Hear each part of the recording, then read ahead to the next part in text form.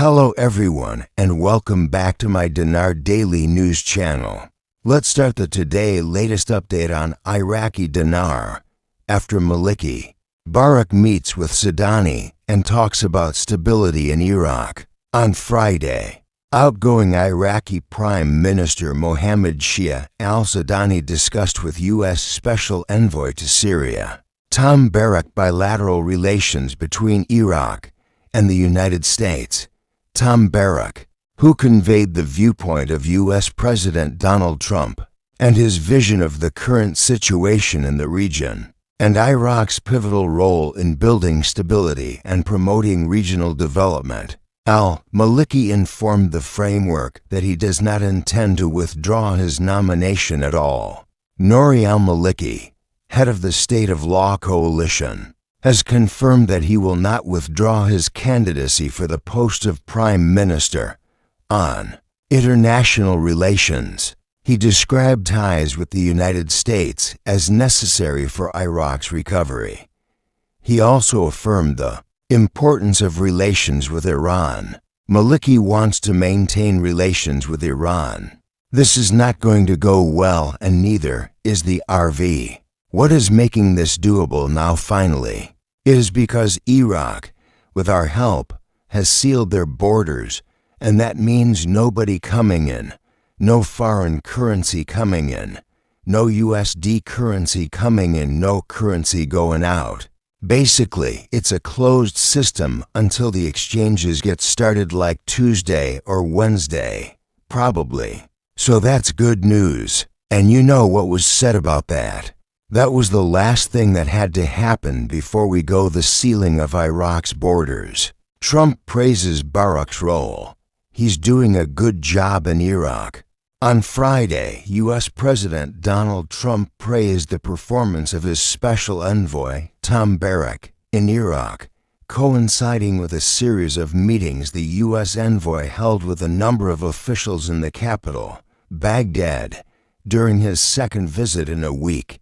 This meeting came after the U.S. envoy met with Nouri al-Maliki, head of the State of Law Coalition and the Coordinating Frameworks, candidate for the Iraqi premiership. The television is showing the United States envoy Barak is here for a while, but he's meeting with Maliki. He's meeting with the Coordination Framework people, but mainly just Maliki. They're also saying the Coordination Framework still has Maliki as their candidate. IMO, this will be the last time the United States sits and talks with Maliki. There will be no more conversations in the future with him after this meeting. Trump has not said anything, but Friday has come and gone. Trump has not said anything about Maliki, but Maliki is meeting with the U.S. envoy. We're not sure yet what that means. I believe we are not going to get notified in the month of February, but rather, I believe it will occur on the 2nd of March, which is Monday. I believe we'll get notified. Now, could the emails come out overnight Sunday night, where we could wake up to them Monday morning, set our appointments, and go in for exchanges on Tuesday? I believe that is quite possible. It looks like everything is good to go. I'm excited about where we are. Trump tells Iranians the hour of your freedom is at hand as U.S.-Israel launch strikes against Iran. Historic U.S.-Israel strikes on Iran underway as Tehran faces regime survival test. U.S.-Israel launch attack on Iran as Trump announces major combat operations. In Iraq, Central Bank of Iraq reforms pave the way for liquidation and broad mergers. The CBI announces the completion of the main step in its comprehensive reform process. Banks could either merge with other banks or sell themselves and close their doors, or come up to speed internationally with KYC, Know Your Customer, and tracking money. So this is the completion of its main step. They told us in their white papers that this is one of the biggest steps before they lift the purchasing power. I am excited about this. They are telling us their checklist is nearing completion. This next phase is one we've been watching for many years. I think that's going to include a real effective exchange rate. I think the stage has been set. I think the data we have is quite solid. Iraq raises its gold receivers and advances to the 28th place globally, asset backing their currency because they're about to go international. There's a lot of minefields you can't see. Please be careful. Yesterday people were asking me, where's the redemption centers? There isn't any. This morning people were asking me, where's the 800 number? There isn't any.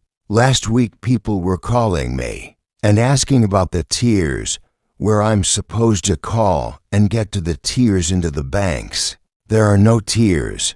My view, if accurate, which I believe it is, there are enough banks, and the CBI is actively strengthening them to support integration. The restructuring, merger, compliance push is the final cleanup, not a delay. Iraq is ready now, or very close, for the next phase. The CBI can move on rear when prudent. The Central Bank of Iraq, CBI, has announced updated lists of banks and companies prohibited from dealing in U.S. dollars as part of its ongoing banking sector reform initiative. Banks restricted from dealing in U.S. dollars, 28 banks. Blacklisted banks for banks. Other companies restricted from dealing in U.S. dollars, 75. Iraq is in terrible shape and is in the midst of a serious setback. As you may surmise, Iraq is still under the spell of massive fraud and criminality with Maliki on top. One may wish to adjust their expectations for an RV anytime soon.